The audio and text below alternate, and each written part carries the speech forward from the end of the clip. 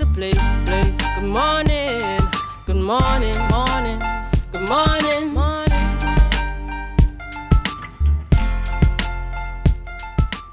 Welcome back to the morning show here on Tobago Updates Television. We are going to start conversations this morning by speaking with Mr. Gary Griffith, former Commissioner of Police. And of course, the topic this morning, we're talking about the fact that tactical wear has been removed. Only 4 units, I believe, of the TTPS are now able to wear the tactical wear as instructed by the Commissioner of Police. Earlier here with Christopher, we're speaking with Gary Griffith this morning to go through the conversation as we talk about that specific topic. Good morning, Mr. Griffith, and welcome. Good morning to you. Always my pleasure. Right. It's always a pleasure to speak with you as well, especially when we speak about matters relating to the TTPS. We know that you're a guy, you have information, you have strategy, and of course you have a measure of foresight that the average citizen of Trinidad and Tobago might not have. And so we're talking about the fact now that the uniforms, we saw just yesterday, I think they were returning, the police officers were returning the tactical gear, and now we're back to the grey and blue. My information also says that there are only 4 units within the TTPS who are still allowed to wear the uniform. What is your position on this instruction and this decision that was made quite recently? Yeah, well, again, it's something that should have been done years ago when I was Minister of National Security, and I saw this type of cheap imitation to try to dress in a tactical manner. And you could buy these uniforms anywhere on the side street. You could buy it in Pennywise. And that is what the police were using. So whoever was the acting commissioner of police that decided that the police must all be tactical, which is totally ridiculous. You can't have a police service with the uniform, the prime uniform being a tactical uniform. That was the start. And then the uniform being so cheap, it made it easily accessible for any criminal element to get in a cargo pants or a BDO or a jersey, a sweater, and all of a sudden you can imitate a police officer. As Minister of National Security, that was since 2013 to 2015. I started putting systems in place to have it changed. When I left office, the other persons in the handover, they never continued that process. When I became Commissioner of Police, immediately I started with that process because it's something that should have been removed years ago. So well done to the police service by doing what was required years ago, but it shouldn't have reached the point that you're doing it only because we have reached the point of kidnapping. And I think that is what we have totally diverted from the real issue. It is about kidnapping and because persons imitating police officers is a small percentage of the problem that is taking place now because of kidnapping. But as we stick with the uniform, when it is that we did all the research, it is again embarrassing that a previous acting commissioner of police who actually got a national award with the intelligence level to state, well, let's give it a chance. Is that how you lead? But no research, no data, give it a chance. And then you have the Welfare Association saying, well, let's spend 6 months to see if we can get the real uniform. This was already done. We did all the research and we understood that the grey uniform, that colonial uniform, because the material is not conducive to our climate. So, we criticized, we said, let's remove the colonial aspect of our coat of arms, but we bring back the police now to go back to the colonial uniform they had in the 60s and 70s. So that uniform is not conducive to our temperature, our climate. And then if we make it even worse, because of 21st century policing, that is why the uniform that we got approval for was able to ensure that you have the equipment that is assigned to police officers, every police officer, from the radio that is clipped with the clip-on, to the body, to the belt, to the tasers, the pepper spray, the baton, and then the firearm for minimum use of force. None of these things can be done going back to the colonial grey because in the 60s never had that type of equipment. So and I was just about to ask Mr. Griffith, what constitutes a good, suitable uniform for the TTPS? Because you mentioned going back to the colonial uniforms. What constitutes an acceptable type of uniform for the police service to ensure that they can carry all the equipment that they need when they are policing? Yeah, definitely. And it's not the old colonial grey uniform because it's just a shirt. So if it is we feel that we're going to remove the tactical gear to bring this uniform to people who will not imitate the police, total nonsense, because there are tens of thousands of those uniforms that were sidelined by police officers, and they may never have returned all. So there may be a lot of that already out there. So all you're doing is just changing the type of uniforms that the same criminal elements will now imitate. What was required was, for example, this badge. This badge, when it is that I introduced this badge, it was to ensure and make it mandatory that every police officer must wear this badge with his number, and then you could ask the officer, let us see your police ID to make sure it equates with what is on this badge. Because of pettiness and small-mindedness by Old MacDonald, Jacob, and Earl Christopher, that no longer became mandatory. They are now coming back now to reignite all of the things that they shut down out of sheer pettiness, to go back to tell the police officers, yes, you must wear the badge. That here would have played a big part to be able to identify police from thief. And again, going back to the gray shirt doesn't have the type of clip-ons that you would require for a radio, for the body cameras, for the belt, to have the tasers and the pepper spray. So Earl Christopher, because of her lack of understanding 21st century policing and the use of to appreciate and embrace technology, you're going back to a uniform that does not have the capability to allow the police officers to have all of these things. And so the importance for the police uniform has to do with being conducive to the climate, also to make sure that you have the accessories that can easily be clipped on to the type of uniform. And just as important, people say that the image is not important. It is very important. The image of how a police officer looks plays a big part to how the person operates. If you wear an old washed out shirt, how you're going to walk, act, look, and even be respected by other people, it is going to change compared to the uniform you wear. That is why when we did the research, it was equivalent to that of the NYPD. And you had that uniform, but as I said, with the tasers, the pepper spray, the badge, the police badge, the body camera, the radio, and all of these things, making that individual look and feel the part of a police officer. It will make it very difficult for anyone to imitate a police officer. But going back to an old colonial gray shirt and a dress pants, that definitely is a step backward. Speaking about imitating a police officer with uniform, the current uniform that they are now returning, it was easy to acquire, as you mentioned. Isn't there something that should be put in place to ensure that the uniform, no matter what they decide to go with, cannot be easily accessible or replicated or duplicated or to present itself as looking as a police officer? There must be something in place to hinder this type of accessibility.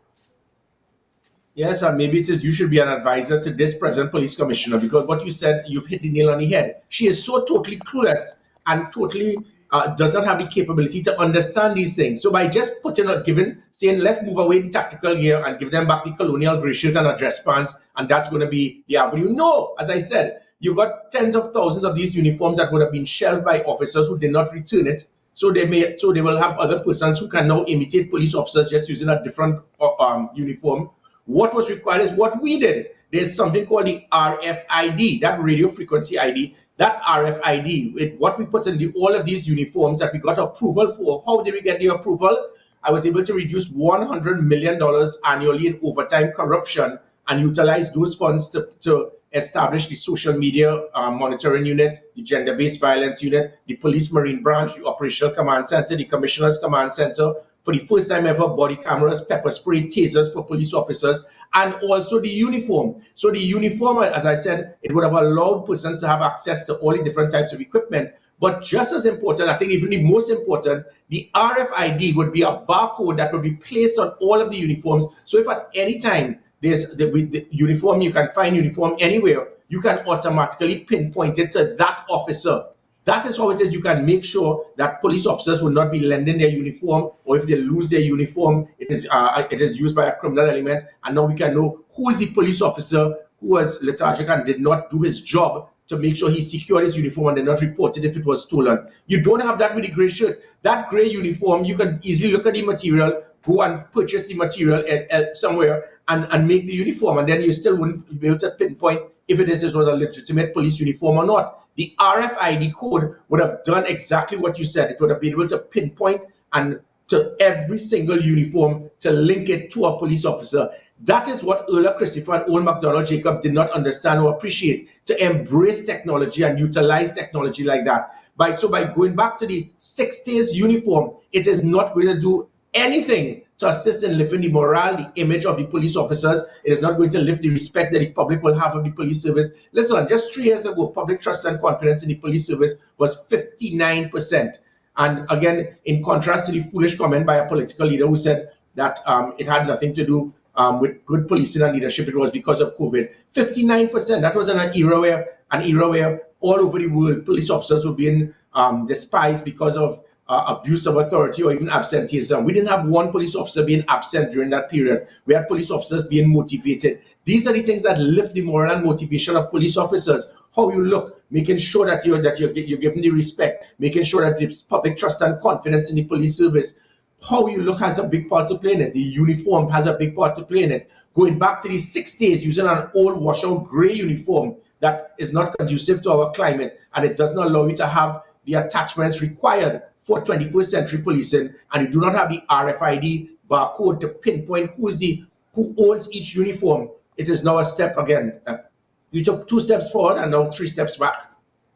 So, Mr. Griffith, you mentioned that prior to now, to this period, the police, it wasn't a requirement for them to produce their badge. I find that to be a little bit concerning, because as we know, people are replicating the uniforms, which is the reason why we are here where we are today. How is it that producing your badge is not a hard and fast requirement for the TTPS when they are going, whether it's to a home invasion, whether they're going to mediate a situation? I'm trying to figure out how it is that was able to be done without any sort of repercussion until this particular point in time. Well, the reason being is because of poor leadership. What I did is I put something known as SOP, Standard Operational Procedures, where under the police regulations, certain things would have been mandatory. When I realized, for example, one of the biggest issues we had that caused criminals to escape was police absenteeism in court. The police just would not come to court. And because of that, it started putting disciplinary measures on police officers if they were absent from court. What happened because of that? 85 to 93% reduction in police absenteeism, and that ensured now that persons could now be sentenced, and criminals will know they could not escape punishment because they know that they will not get a get out of jail free card because the police officers wouldn't be there. Mandatory systems. Same thing with the body cameras. We put a mandatory system to state that you must wear your body cameras. Failure to wear your body cameras, you will be disciplined, if not suspended. That ensured that police officers, they were wearing the body cameras.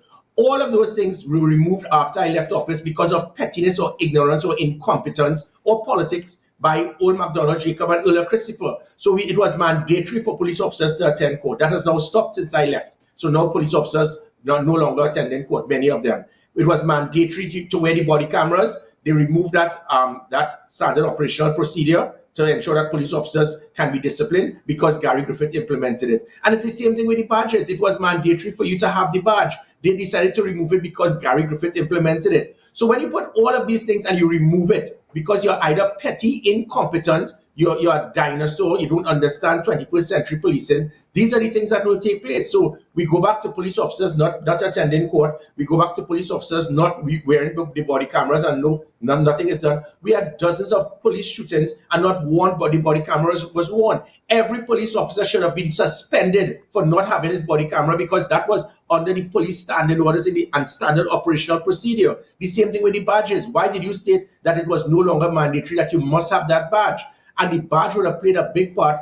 It would not have eliminated everything, but many times when persons come to your doorstep, you have burglar proof, they say they are police officers, let me see your badge and let me see your ID.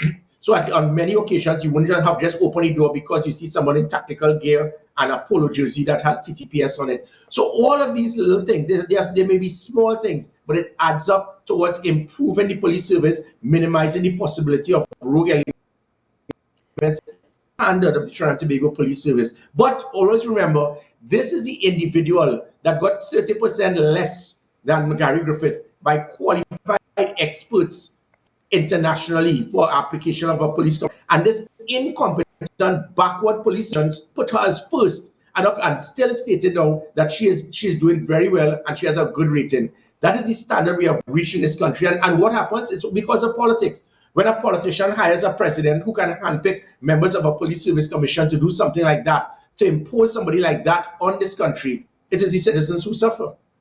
Mr. Griffith, we know right now that 4 units are still allowed to wear the gear, the tactical uniform. Do you think they too shall be, they should be asked to return them as well and go back to the grey and blue? Or there's a blue outfit, the blue uniform. Do you think that they could be replaced with that one for the tactical team?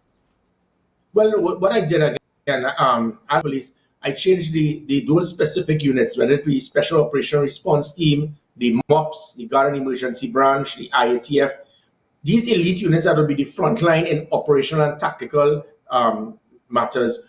We changed it into them having the camouflage, and I made the request for the blue camouflage outfit to be able to, so it will not be imitated with the Defense Force, which is camouflage green, and that is where most of them would be wearing that type of either the pixel the gray or the blue camouflage. So that is where it is, I think, that the tactical units should be wearing, rather than the old cargo, the BDU cargo, and that old blue jacket. It is cheap. It doesn't look good. There are security companies that look more professional than police officers wearing those uniforms. What we need is a degree of uniformity.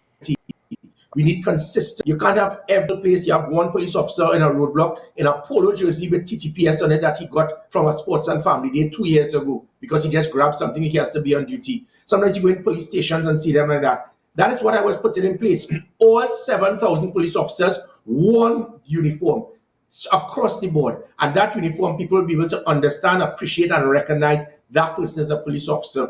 But when you look all over, police officers are different uniforms. So, which is what I got the approval for. We got everything. So to hear the head of the Police Welfare Association say, well, let's spend 6 months to see if we can find the right fit. We did it. The research was done. We again, out of sheer pettiness, small-mindedness by old McDonald, Jacob, and Earl Christopher, they removed the tender and it was there. It was ready to be ordered. It is exactly to what the uniform that is by the Jamaica Police Service now, and as I said, NYPD, Chicago, and a couple others. It is the same type of. But people say we shouldn't copy. That we were behind the 8 ball on. So the specific tactical units, I would recommend that they stay in the camouflage tactical gear that is not similar to the Defense Force, and remove that old BDU, that cargo pants, and that cheap-looking blue jacket that I said security companies look better than police officers wearing those. Whichever was the acting commissioner of police who ignited this, it showed how backward that individual was. It should have never been put on in the to represent the police service. Mr. Griffith, you know, it's always a pleasure speaking with you and getting your opinions, of course, on matters pertaining to the TTPS, the management of crime. And now we're talking about uniform here on the island of Tobago. And I do hope that this procedure, this process is a seamless one. I see the officers already returning their uniforms. It is what it is, and this is what we have to do. This is where we are for now. And I do hope that, of course, as I said, it's a seamless process and we can get back to the business of managing crime here on the island of Tobago. In closing, is there any additional information or anything you'd like to share with our viewers this morning? Well, I'll ask all persons who will be going to Tobago this week for Carnival, be safe, be vigilant, try as best as possible to support the police service. It is hoped that that the things that would have been ignited just about 3 years ago that I did to have Tobago was never so safe. The National Operations Center, the Special Operation Response Team we had systems in place to be able to secure the borders. We had the Police Marine Branch, we had the Diamond Vessel, all of these things that have been shut down and removed. I give you the assurance that as soon as the general election is over and I would be in the next government, I would make Tobago safe again. Absolutely, absolutely amazing. Thank you so much, Mr. Griffith. Always a pleasure speaking with you, and we do hope that you have a wonderful, wonderful day. Ladies and gentlemen, we've been speaking with Mr. Gary Griffith, former Commissioner of Police here in the country, in the nation of Trinidad and Tobago, TTPS Police Services. We have to go for a short break before we continue conversations in studio this morning. And as we go, we invite you to help us. Share the live, share the live, share the live. We'll be right back.